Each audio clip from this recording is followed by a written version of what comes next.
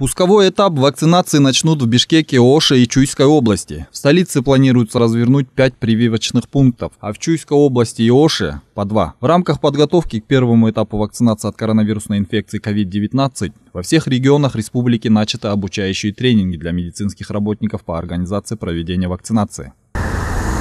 Кыргызстан будет идти по концепции ВОЗ. Первыми вакцинируют медиков и сотрудников служб жизнеобеспечения, которые контактируют с людьми чаще всех. Позже вакцину получат граждане, имеющие высокий риск развития тяжелых форм заболевания, социально уязвимые группы населения и потом уже те, кто желает добровольно привиться. Днем ранее на заседании Джогорку Кенеша депутат Тазабек Икрамов предложил начать вакцинацию от коронавируса с премьер-министра и нардепов.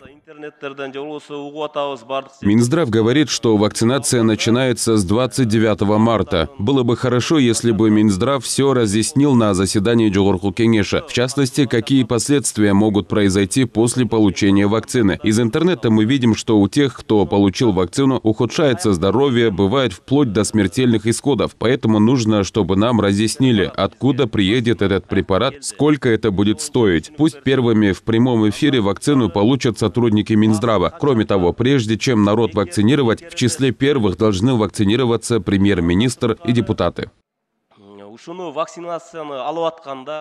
Президенту Кыргызстана Садыру Джапарову не нужно вакцинироваться. У него есть антитела. Об этом недавно сказал министр здравоохранения Алымкадыр Бешеналиев. Сам министр планирует получить вакцину в понедельник, 29 марта. С утра мы начинаем. Первую дозу получу я. У меня антител нет. Я не болел. Эксперт в области медицины Айбар Султангазиев считает, что вакцинация как никогда актуальна и необходима. По его словам, это единственный выход, чтобы остановить эпидемию. Если люди не будут проходить вакцинацию, то есть риск повторно заражаться, и при этом вирус будет мутировать. Конечно, вакцинация обязательно нужна.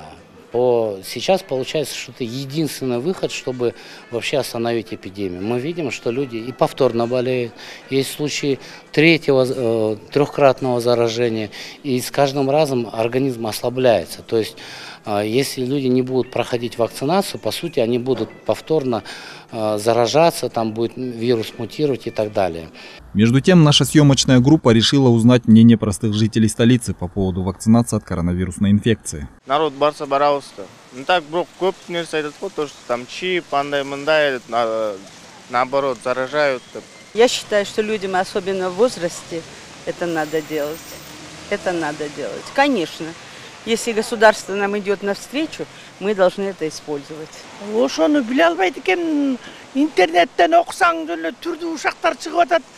А бирок эми элдин баары эле ошол эмес да, мындай нормальный эле алат болуш керек, элдин баары өлүш керекпи же алыш керекпи? Азырынча ойлоно элекпиз да. Эми дагы информация болуп, бир нерсе болсо эле бир чечимге келбесек, ар кандай сөздөр болуп атпайбы, аны айтыш кыйын да. Напомним, Министерство здравоохранения и социального развития сообщало, что 19 марта получило 150 тысяч доз китайской вакцины Синофарм, а получение российской вакцины Спутник Ви ожидается совсем скоро. Кроме того, Кыргызстан должен был получить 500 тысяч доз вакцины AstraZeneca по программе COVAX. Однако, по данным Минздрава, они приостановили процесс, пока не закончатся исследования по выявлению причин осложнений после вакцинации. Азамат Кенжешев, Улугбек Сулайманов, Нью ТВ.